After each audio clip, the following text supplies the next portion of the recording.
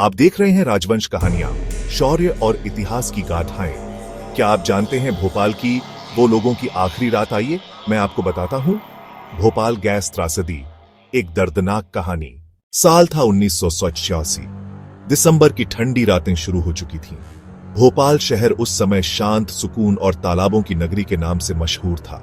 लोग अपने अपने घरों में गहरी नींद में सोए हुए थे।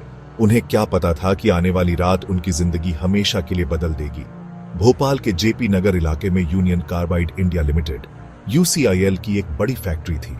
यह फैक्ट्री कीटनाशक बनाती थी और इसके लिए एक बेहद खतरनाक रसायन का इस्तेमाल होता था, मिथाइल आइसोसाइनेट (MIC). यह गैस इंसानों के लिए जानलेवा थी। 2 दिसंबर 1986 की रात करीब 11 बजे फैक्ट्री के भीतर हलचल शुरू हुई। MIC टैंक में अचानक पानी चला गया। किसी को तुरंत समझ नहीं आया, लेकिन उस छोटे से हादसे ने भयानक रूप ले लिया। गैस ने टैंक के अंदर जबरदस्त रासायनिक प्रतिक्रिया शुरू कर दी।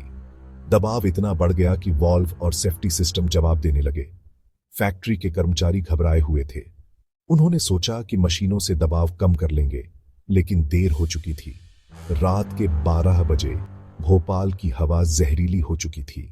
मौत की हवा सबसे पहले फैक्ट्री के पास रहने वाले लोगों ने जलन और खांसी महसूस की।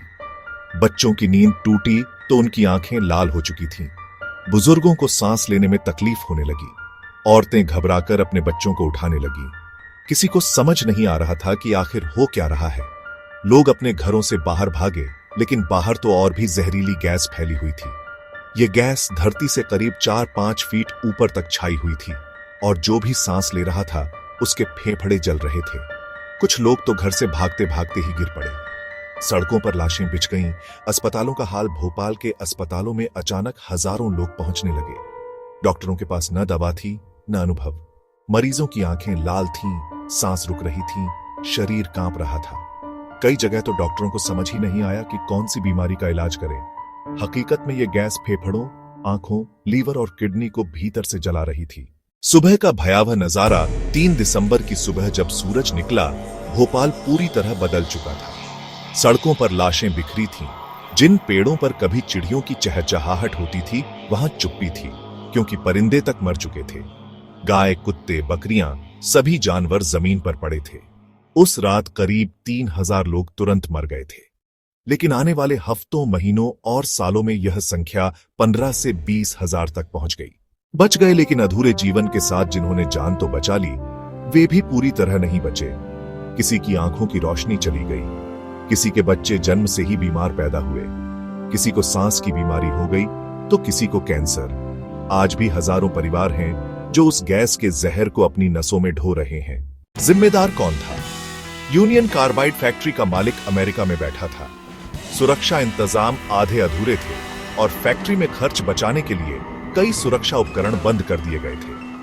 भारत सरकार ने मुकदमा किया, लेकिन मुआवजा बहुत कम मिला। कई दोषी जेल भी गए, पर जनता को कभी पूरा न्याय नहीं मिला। सबक भोपाल गैस त्रासदी हमें यह सिखाती है कि उद्योग चलाना सिर्फ मुनाफा कमाना नहीं है। इंसानों की जिंदगी और सुरक्षा सबसे अहम है। भोपाल आज भी इस त्रासदी का गवाह है। वहां स्मारक बने हैं, लोग आज भी इंसाफ की मांग करते हैं।